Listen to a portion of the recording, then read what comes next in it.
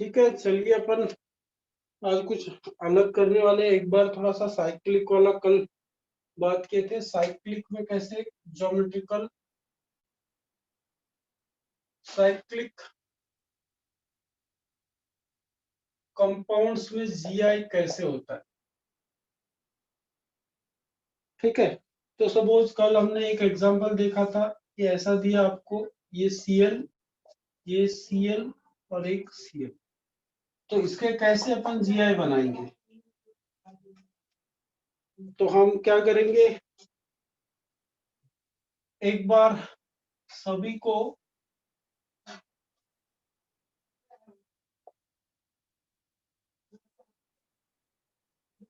Same side में लगा देते हैं। मतलब इमेजिन करो कि ये चार कॉर्नर है, चारों कॉर्नर से अगर मैंने Cl को सामने की तरफ या पीछे की तरफ लगाया, मतलब पीछे की तरफ मतलब डैश में लगा देते। सपोज इमेजिन करो आप, ये भी डैश में है, ये भी डैश। तो क्या अब हाइड्रोजन भी रहता है इसमें, आपको ऑलरेडी पता है। हाइड्रोजन सपोज ऐसा ले लिया मैंने, कितने हाइड्रोजन रहेंगे, एक, सबको एक एक हाइड्रोजन लगा। तो क्या ये जीआई होगा इसमें, या इसी को आप थोड़ा अलग वे से लिख सकते हो कि जैसे ये Cl लगा दिया, हाइड्रोजन नीचे लगा दिया, फिर ये Cl लगा दिया, हाइड्रोजन नीचे लगा दिया, फिर ये Cl लगा दिया, हाइड्रोजन नीचे लगा दिया। तो ऐसा आप कर सकते हैं, बिल्कुल, है ना। 56 पार्टिसिपेंट।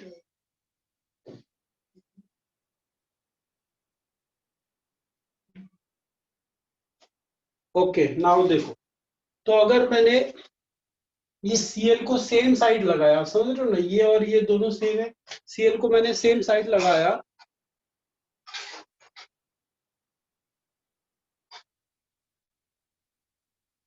तो ये कंपाउंड दिया है जो लोग अभी आए हैं, इसके जीआई कितने होंगे अपन देख रहे हैं।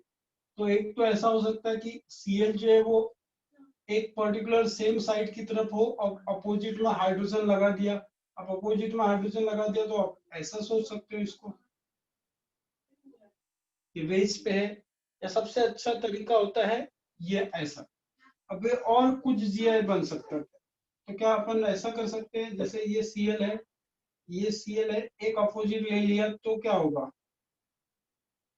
तो क्या ये जीआई बनेगा इसका, तो हाँ, बन सकता है। तो अपन क्या बोल रहे हैं कि अगर अपने को और इसको समझना है, तो ये ऊपर है, ये ऊपर है, सेम साइड में, तो अपन क्या बोलते हैं, सिस। ये ऊपर तो सिस, ये ऊपर, ये ऊपर। अब ये दोनों क्या है, ऊपर, ये मतलब ये सिस फॉर्म बन रहा है सभी। अब उसके बाद यहाँ देख रहे हैं तो ये सिस अपने को दिख रहा है, ये ट्रांसफॉर्म में, क्योंकि ये जो Cl है और ये Cl है अपोजिट में। उसके बाद ये भी है तो ट्रांस, और कोई फॉर्म बन सकता है क्या, आप खुद ही सोचो। यार टाइम पे आया करो यार, 5 मिनट लेट मतलब बहुत हो जाता है, पूरी क्लास डिस्टर्ब हो जाती फिर। तो अब इसके बाद और कोई अपन सोच सकते क्या, आप बोलोगे अपन दो, एक साइड मतलब दो इधर और ये दो ऐसे रख देते हैं, तो ये दोनों सेम ही हुआ, आप खुद ही देखो, ये सिस हो गया, ये ट्रांस हो गया, और ये ट्रांस हो गया। तो दो ट्रांस अपने पास और एक सिस आ चुका है ना। कल ये इधर पे ये और ये दोनों सेम होंगे, आप सोचो और कोई सिचुएशन इसमें आ सकती है क्या, नहीं आ सकती है। सपोज मैंने, अगर आपको, अब ये सब लोग ट्राई करेंगे, दो Cl ले लिया और एक F ले लिया, अब इसके कितने जीआई बनेंगे, तो इसका कोई फॉर्मूला नहीं लगेगा, आपको सिर्फ ऑब्जर्व करना पड़ेगा कि कैसे क्या क्या चीजें इसमें पॉसिबल हो सकती है। तो अब ये दिया है तो कितने जीआई बनेंगे, लगाओ दिमाग।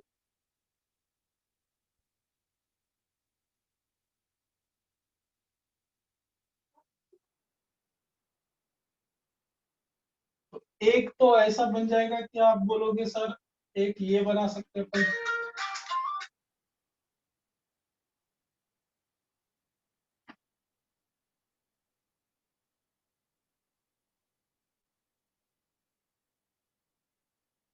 सभी साइड में Cl लगा दे, या इसके भी क्लोरीन जो है ये सब साइड में सेम साइड में लगा दे। एक ये बन गया। दूसरा क्या बन सकता है, जरा सोचते हैं। अगर मैंने एक Cl को अपोजिट कर दिया, एक Cl को क्या कर दिया, अपोजिट कर दिया, तब भी बन सकता है क्या? देखो आप खुद ही सोचो। अब अपन क्या करते हैं, एक F को अपोजिट लेके चलते हैं और ये दो Cl एक ही डायरेक्शन में, H तो आप लगाओ ऐसा। तो क्या ये तीनों अलग है, जानने के लिए देखते हैं। अभी ये जो है ये कैसा फॉर्म है, सिस फॉर्म में, ये सेम साइड में है, ये भी क्या है, सेम साइड में, तो तीनों सिस बन रहे। उसके बाद में यहाँ पे ट्रांसफॉर्म हो गया, ये सिस फॉर्म हो गया, ये ट्रांसफॉर्म हो गया, फिर ये सिस, ये ट्रांस, ये ट्रांस। तो लेकिन यहाँ पे सिस पे कौन से, ट्रांस पे Cl और Cl है और Cl और F है। यहाँ पे क्या ट्रांस पे देखो Cl और F है और Cl और F, ये भी बन गया। फिर ये होगा क्या, नहीं होगा ना।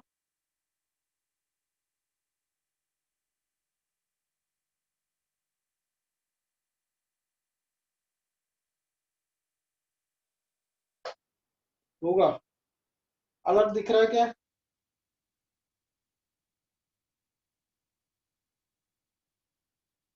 चार बनते हैं क्या? चार कौन से बने हैं तुम्हारे? मतलब तीनों ट्रांस है, तीनों ट्रांस बना के देखते हैं। तीनों ट्रांस बोल रहे, तो ये सिस, ये ऐसा। अब इसको क्या करेंगे, देखो ये Cl ले लिया, ये Cl ले लिया। अब इसको मैं अगर ये करता हूँ ऊपर की तरफ, तो ऐसा स्ट्रक्चर अपना आया है क्या, ये वाला है। अगर मैं इसको नीचे की तरफ करूं, ऐसा स्ट्रक्चर आया है क्या, तो बोलोगे आप। देखो ये इस टाइप का, ये मेरे ख्याल से आ रहा है, ये सिस हो गया, ये ट्रांस हो गया और ये ट्रांस हो गया। ऑलरेडी आ चुका है ऐसा।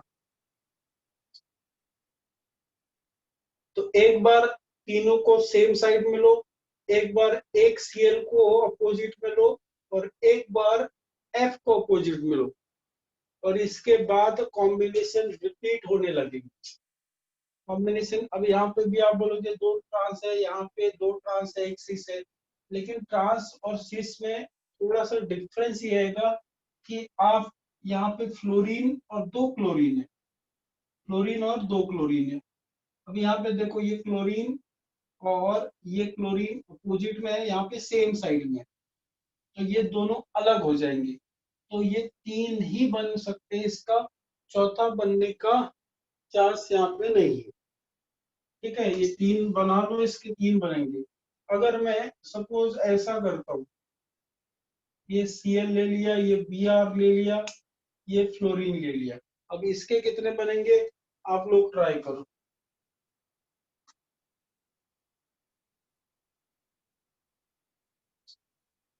सर ऊपर वाला Cl को नीचे और F और Cl को ऊपर, अरे बना के देखो, सेम रिपीट पैटर्न होगा।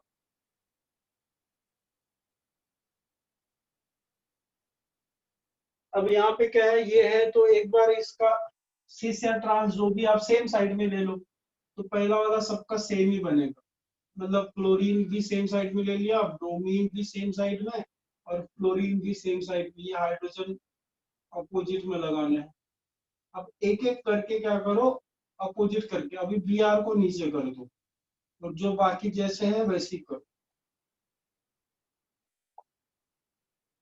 अब क्या कर दो, अब F को नीचे कर दो, मतलब F को अपोजिट कर दो, पहले वाले से कंपेयर करो आप, F को नीचे कर दो। अब Cl की बारी है। Cl को क्या करते हो, ये सेम साइड में रहने दो इनको। अब Cl को नीचे करो, क्या ऐसे 4 बन सकते हैं इसके?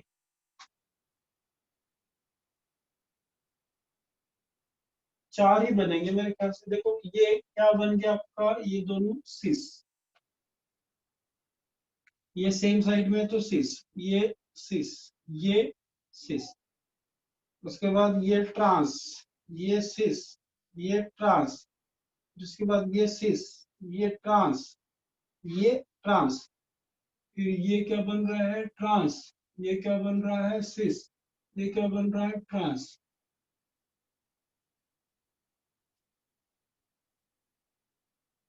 चार ही बन रहे इसके।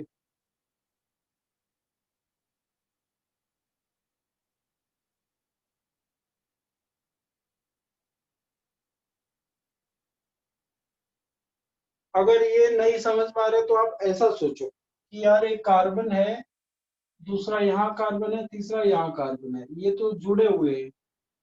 अब आपने एक बी आर नीचे लिया, नीचे मतलब सेम साइड में अपन बात करें, बी आर है और ये क्या है, एफ, और ये सी एल है। सपोज एक ये बनेगा, ये क्योंकि अलग ही है।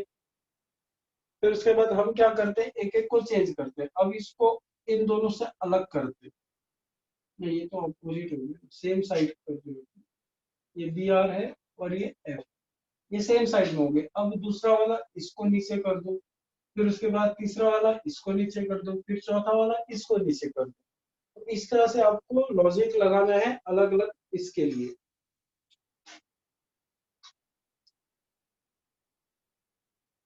बना लिए।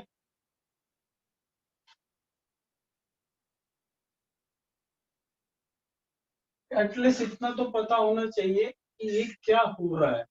जीआई के लिए जो कंडीशन लिखा गया दिया है उस पे आप स्टिक रहे, और ज्यादा कुछ इसमें इस तरह से आपको स्ट्रक्चर दिया रहेगा। बनाने के लिए कोई नहीं आता है, सब बनाने के लिए स्ट्रक्चर नहीं आता है, बट आपको सिर्फ वहां पे ऑब्जर्व करना पड़ेगा कि क्या ये हो सकता है, क्या क्या जीआई इसमें पॉसिबल है। ऑब्जर्वेशन करना है, वहां पे आपको स्ट्रक्चर दिया रहेगा। और पूछेगा तो भी वो इजी वाले ही पूछेंगे, जो आप 1 मिनट में सॉल्व कर सको ऐसा, क्योंकि वहां पे बोर्ड की एग्जाम नहीं रहती। अब वेरी इंपॉर्टेंट पार्ट अपन बात करेंगे, फिजिकल प्रॉपर्टी। ये सबसे ज्यादा इंपॉर्टेंट है, इसमें से क्वेश्चन आते हैं, ये पता होना चाहिए। अच्छे से लिखो, physical property of GI, physical property of GI. तो जनरली जो जीआई रहते हैं, जैसे आपने दो फॉर्म अच्छे से सीख लिए, सिस और ट्रांस। क्लियरिटी थोड़ी कम दिख रही है ना?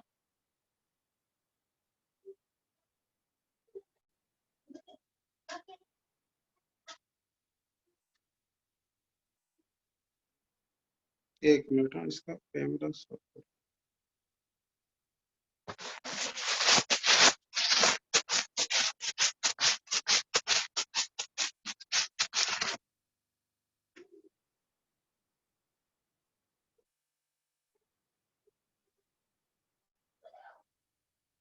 अब थोड़ा बेटर है मेरे ख्याल से।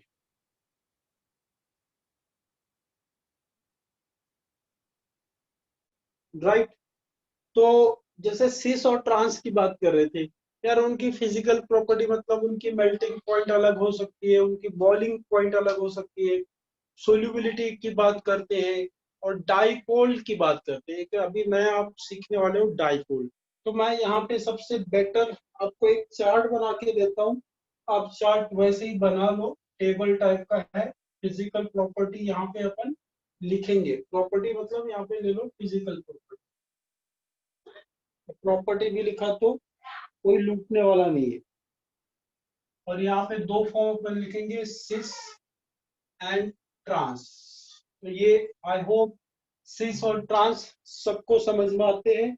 और मैं इसको मिटा देता हूँ, अगर किसी को नहीं समझ में आ रहा है तो मैं जरा एक बार आपको ये समझा देता हूँ सिस क्या होगा। इस तरह से हम देखेंगे। सपोज सिस मतलब इस तरह से Cl और H का मैंने बताया, ये सिस फॉर्म हो गया। और ट्रांसफॉर्म मतलब कि अपोजिट में हो गया।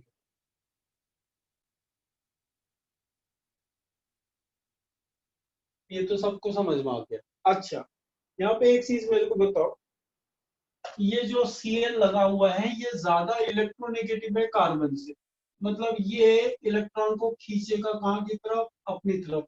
Cl अपनी तरफ खींच रहा है इस कार्बन का इलेक्ट्रॉन, और ये कार्बन का इलेक्ट्रॉन Cl अपनी तरफ खींच रहा है।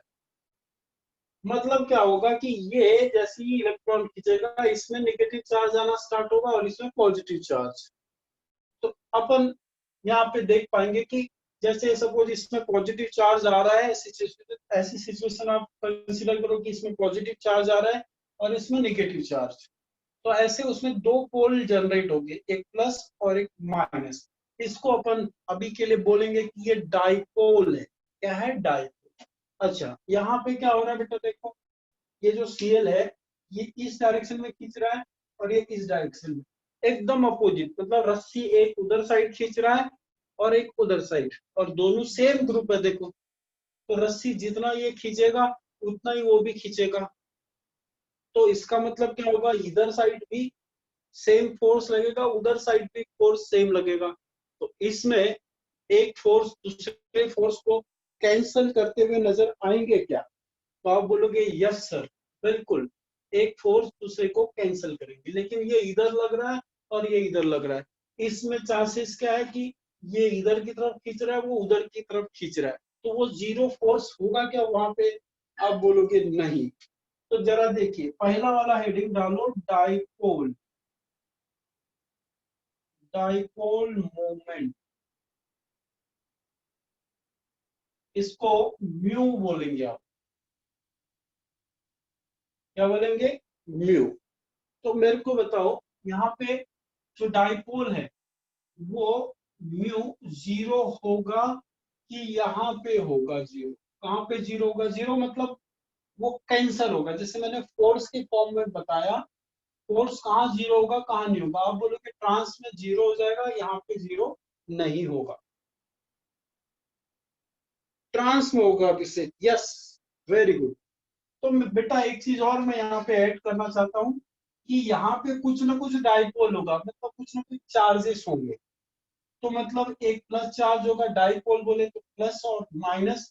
तो ये वाला पोलर होगा कि नहीं होगा, और ये वाला नॉन पोलर होगा। अब पोलर और नॉन पोलर, आप ऐसा समझो अभी के लिए कि एक में पॉजिटिव चार्ज है और दूसरे में निगेटिव चार्ज, तब वो कंपाउंड पोलर कहलाते। तो यहाँ पे पॉजिटिव चार्ज भी जनरेट हो रहा है और नेगेटिव चार्ज भी जनरेट हो रहा है। तो अपन बोलेंगे ये वाला सिस वाला पोलर और ट्रांस वाला नॉन पोलर। क्या यहाँ तक किसी को कुछ तकलीफ है?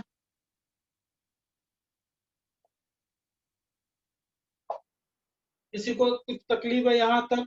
अब बॉइलिंग पॉइंट, अब बॉइलिंग पॉइंट जो रहता है वो डायरेक्टली प्रोपोर्शनल टू म्यू रहता है। ठीक है, बॉइलिंग पॉइंट इनका डायरेक्टली प्रोपोर्शनल टू म्यू रहता है। म्यू मतलब डायपोल मोमेंट। अब मेरे को सभी लोग बताओ किसका बॉइलिंग पॉइंट ज्यादा रहेगा? तो जिसका म्यू जीरो रहेगा वो तो जीरो ही है, जिसका म्यू जीरो नहीं है कुछ तो भी उसमें डायपोल मोमेंट है। तो किसका बॉइलिंग पॉइंट ज्यादा रहेगा? आप बोलोगे सर इसका हायर बॉइलिंग पॉइंट रहेगा और इसका लोअर बॉइलिंग पॉइंट रहेगा। बीपी मतलब बॉइलिंग पॉइंट।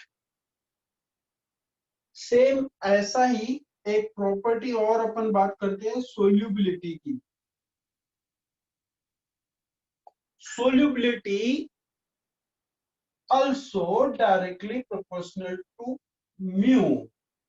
सर एक बार बॉइलिंग पॉइंट, हाँ सोल्यूबिलिटी जैसे बॉइलिंग पॉइंट म्यू को डायरेक्टली प्रोपोर्शनल है वैसी सोल्यूबिलिटी है। तो आप बोलोगे ये मोर सोल्यूबल होगा सर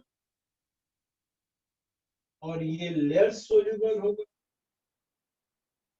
बहुत इंपॉर्टेंट पॉइंट है और आपको एकदम इजी लैंग्वेज में मैं लिखा के दे रहा हूँ।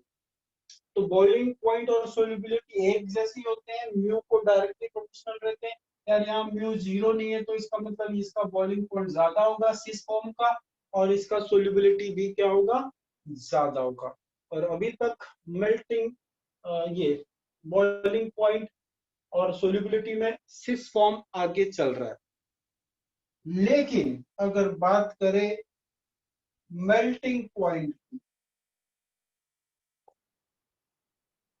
मेल्टिंग पॉइंट बात करें मेल्टिंग पॉइंट की, तो बाजी पलट जाती।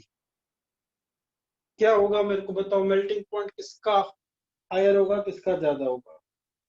एक्चुअली जो मेल्टिंग पॉइंट रहती बात करें तो ये डिपेंड्स ऑन सिमेट्री। किसी कंपाउंड के सिमेट्री के ऊपर ये डिपेंड करती है, डिपेंड्स ऑन सिमेट्री।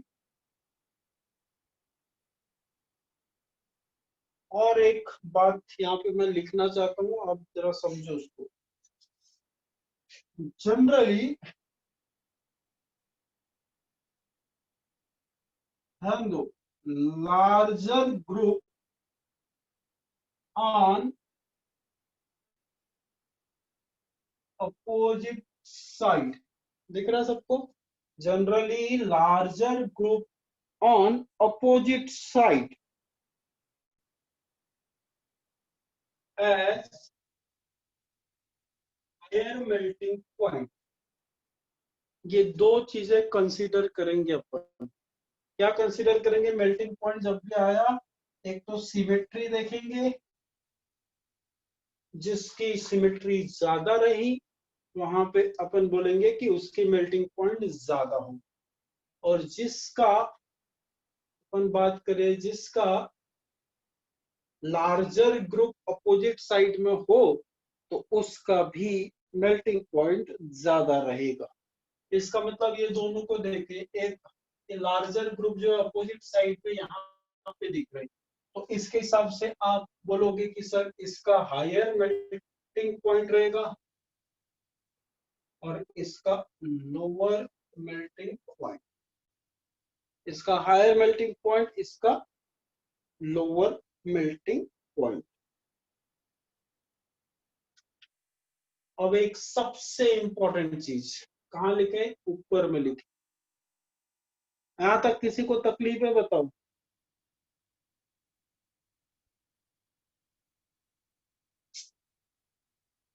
एक सबसे इनमें सबसे ज्यादा इंपॉर्टेंट पॉइंट अपन यहाँ पे लिखने वाले। तो पांचवा point stability.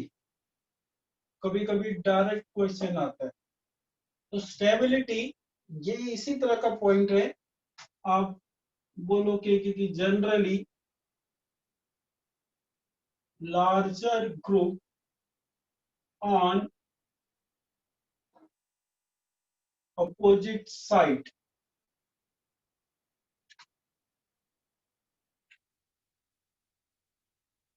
Generally larger group on opposite side, मतलब दो लार्जर ग्रुप अपोजिट साइड में है तो वो दे कॉजेस लेस रिपल्सन, उनके बीच में ज्यादा रिपल्सन नहीं होगा। रिपल्सन नहीं होगा इसका मतलब एंड हेंस मोर स्टेबिलिटी। समझाता हूं, पहले पॉइंट लिख लो आप। क्या लिखा? Generally larger group on opposite side. अगर अपोजिट साइड में अगर लार्जर ग्रुप है जिसके कारण इसमें लेस रिपल्सन होता है और स्टेबिलिटी क्या होती है, ज्यादा होती है। तो पहले ये पॉइंट को कंप्लीट कर लेते हैं। अभी सिस में अपोजिट साइड में तो कुछ रहता नहीं है, लार्जर ग्रुप कहाँ रहते हैं, इधर पे। तो आप बोलो सिस और ट्रांस में कौन सा ज्यादा स्टेबल होता है, तो आप बोलोगे मोर स्टेबल। कौन सा रहेगा? ट्रांस। और लेस स्टेबल। ये सबसे इंपॉर्टेंट पॉइंट है, लेस स्टेबल मोर स्टेबल। मतलब कि अगर मैंने यहाँ पे ये Cl ये Cl, ये लार्जर ग्रुप क्या है, अपोजिट साइड में।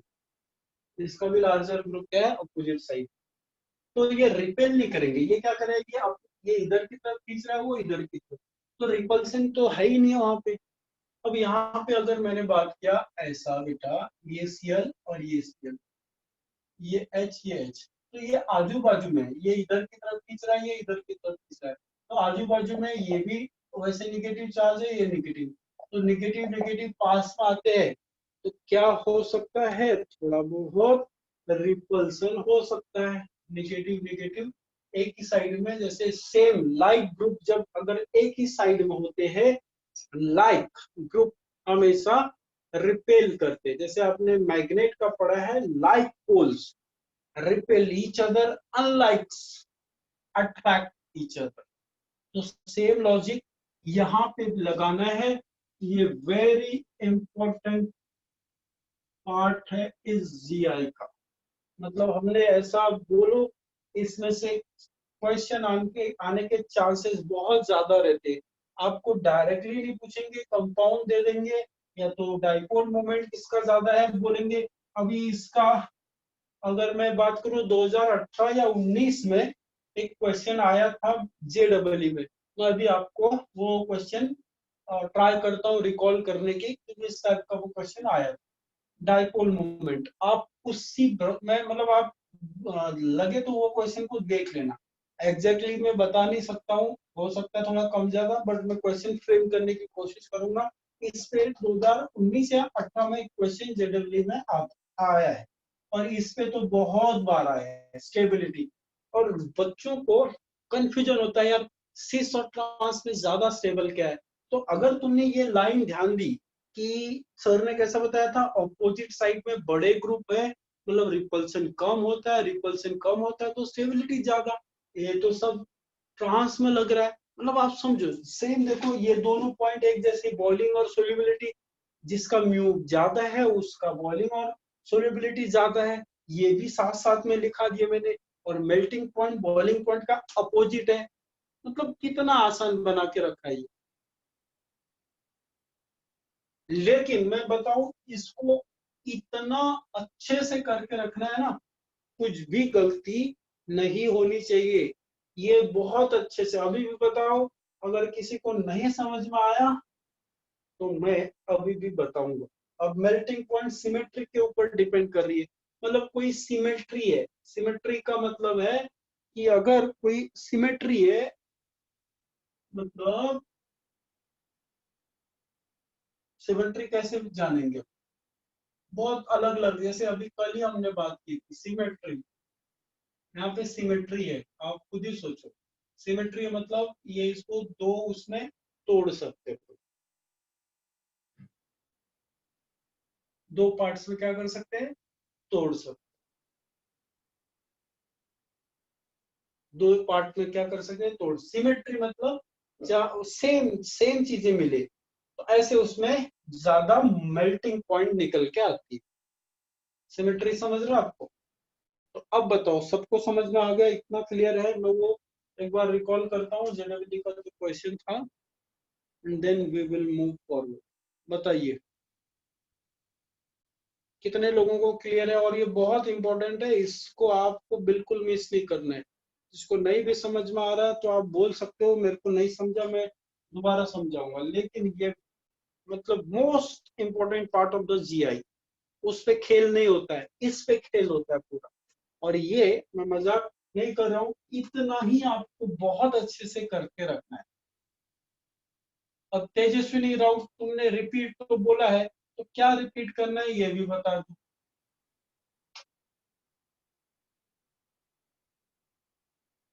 नॉन पोलर पोलर रिपीट, अच्छा ठीक है, तो बेटा नॉन पोलर और पोलर में आपको तकलीफ आ रही है, तो ये मैं आपको एक सिंपल उससे समझा देता हूँ, सोल्यूबिलिटी रिपीट। ओके यार, सपोज ये H और Cl का बॉन्ड बन रहा है, इसके 7 इलेक्ट्रॉन रहते हैं, अब ये क्यों रहते हैं ये मत पूछना, तो इनने क्या बन गया, कोवलेंट बॉन्ड बना दिया। अब ये जो Cl है वो ज्यादा इलेक्ट्रोनिगेटिव है, अभी इलेक्ट्रोनिगेटिव क्या है, आप बोल सकते हो कि जो अपनी तरफ इलेक्ट्रॉन को खींचने की जिसकी कला है, जो ज्यादा पावरफुल है, तो यार ये बॉन्ड में इलेक्ट्रॉन दोनों के इन्वॉल्व थे, ये ज्यादा पावरफुल है तो ये इलेक्ट्रॉन को अपनी तरफ खींचता है, वो स्टार्ट करता है, रस्सी दोनों तरफ से दोनों खींच रहे, लेकिन ये ज्यादा पावरफुल है तो ये क्या करता है, ये इलेक्ट्रॉन को अपनी तरफ खींच लेता है। तो अल्टीमेटली ऐसा होता है कि इसका इलेक्ट्रॉन इसके पास में आ जाता है। तो इससे क्या होगा, इसका इलेक्ट्रॉन इसके पास में आता है, इसमें थोड़ा सा पार्शियल नेगेटिव चार्ज आ जाएगा, पार्शियल मतलब थोड़ा सा, और इसमें थोड़ा सा अभी टूटा नहीं है ना बॉन्ड, तो थोड़ा सा इसमें पॉजिटिव चार्ज आएगा। तो अपन ऐसे कंपाउंड को बोलते हैं पोलर।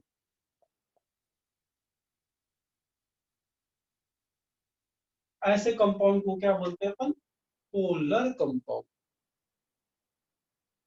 समझा, पोलरिटी, पोलैरिटी क्या होगी, जब चार्जेस जनरेट होंगे। चार्जेस कब जनरेट होंगे, जब एक ज्यादा इलेक्ट्रोनिगेटिव होगा और दूसरा कम इलेक्ट्रोनिगेटिव होगा। इलेक्ट्रोनिगेटिव के लिए जनरली आपको ये आपको याद रखना है phone, F for fluorine, O for oxygen, N for nitrogen, और सीएल हैलोजन तो इलेक्ट्रोनिगेटिव है, इसके नीचे क्लोरीन आएगा, ब्रोमीन आएगा, आयोडीन आएगा, तो ये भी इनके जात के हैं, इनके ही भाई है, तो ये भी इलेक्ट्रोनिगेटिव होते हैं। और ऑक्सीजन है दूसरा, और तीसरा नाइट्रोजन है।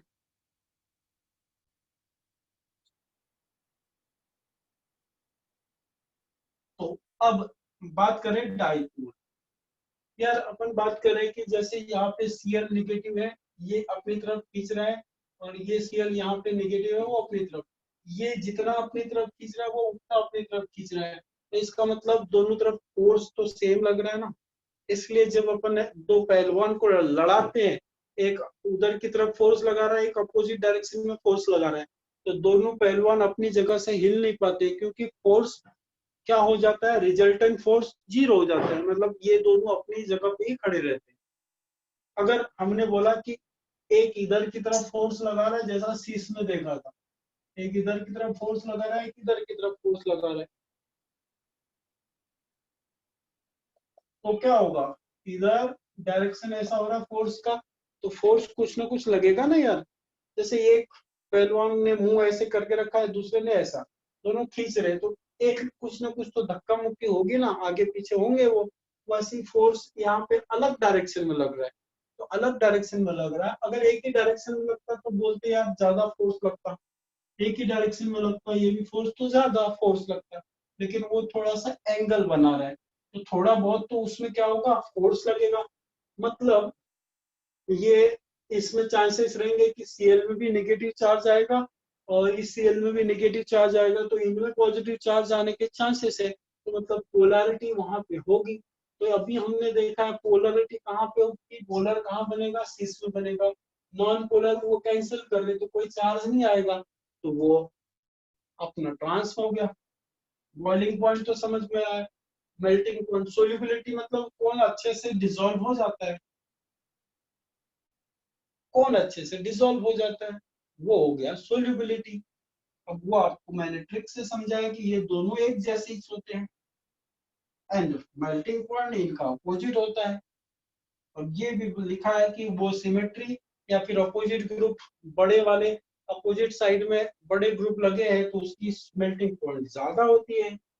स्टेबिलिटी भी इसके जैसे ही मेल्टिंग पॉइंट, क्योंकि हमको पता है कि स्टेबिलिटी में अगर लार्जर ग्रुप अपोजिट साइड में आए तो रिपल्सन कम होता है और स्टेबिलिटी बढ़ जाती है।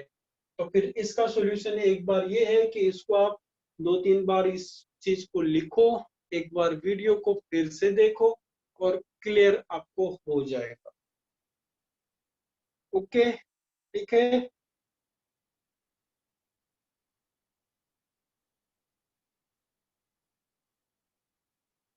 और ई और जेड में वो रूल अपन अगर अपोजिट ग्रुप रखते हैं सेम ही होगा, वो ई और जेड में भी क्या हो गया। अगर यार तुम बताओ, मैंने यहाँ पे CH3 लिख दिया, यहाँ पे CH2CH3 लिख दिया, सेम चीज तो होगी ना। वो कौन सा फॉर्म हो गया, ये इधर पे ट्रांस है तो ई फॉर्म हो गया। तो कॉन्सेप्ट तो जहां जो बताया जा रहा है वो कॉन्सेप्ट हर जगह पे लगेगा ना, कॉन्सेप्ट तो कॉन्सेप्ट होता है, वो हर जगह लगेगा ना। उतना तुमको समझ के रखना है वो चीजें।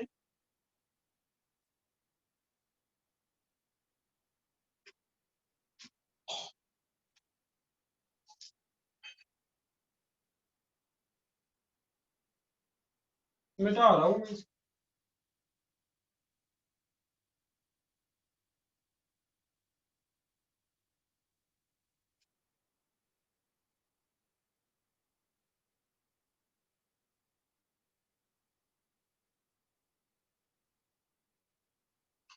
अब वो जो कोई क्वेश्चन की बात कर रहा था, ऐसा कुछ था कि which have largest dipole moment, ऐसा कुछ क्वेश्चन आया था। देन ऑप्शन थे ए बी सी, ऐसा कुछ। और एग्जैक्टली बनेगा नहीं बनेगा उतना ध्यान नहीं रहता ना भाई।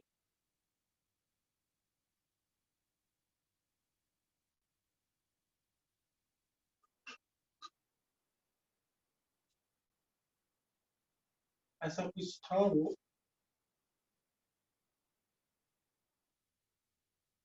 किसी को टाइम है तो आप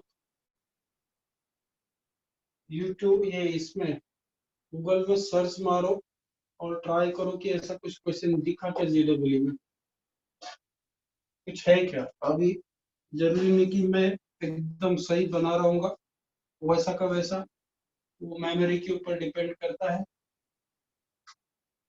लेकिन ऐसा क्वेश्चन था, मैं इतना बता सकता हूँ।